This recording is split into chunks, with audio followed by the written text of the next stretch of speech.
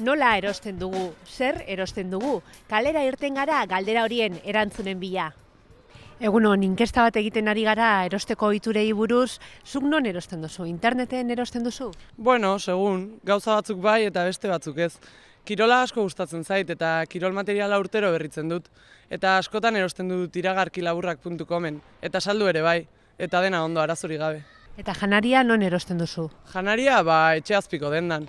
Internet ez zaita inbeste gustatzen horretarako oso hotza da. Oso ondo, eskerrik asko. Zuri. Egunon, erosketei buruzko inkesta bat egiten ari gara, astiri badaukazu galdera pare bati erantzuteko? Bai, asko ez, baina bota. Zuk nola erosten duzu? Internet bidez, telebistan agertzen diren iragarkien bidez, ala dendan zuzenean? Internet bidez ez daukat ohiturarik, gainera trampa asko dagoela esaten dute eta ez naiz fidatzen. Eta telebistak horiek, nola esan duzu? Teletienda eta horrelakoak? Bai. Hori bai dela engainuan. Gauza horiek ez dute ezertarako balio. Akordatzen naiz, bai, behin traste horietako bat erosi genuen eta menudo engaino. Ez, nahiago dut dendara joan eta ikusi. Igual garestiagoa izango da, baina seguruagoa.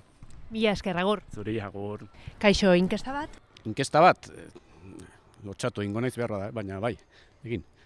Erosketei buruzko inkesta bat egiten ari gara, gauzak nola erosten ditugun eta bar. Bai, galdetu bai. Zuk nola erosten duzu? Internet erabiltzen duzu, ala dendara joate zara zuzenean? Internetekoa orain gutxi deskubritu dut, Eta sartzen zara ordenagailuan, hola egiten dut. Gauzak egin, zerrenda egin, eta gero etxera hartzen dizkizute gauzak. Oso erosoa da. Dena erosten duzu horrela? Dena ez, eguneroko ogia edo esnea edo hori ez, baina erosketa handia, astean behin edo bi astean behin egiten dugun hori bai. Ederki, mila esker. Zorregatik, agur.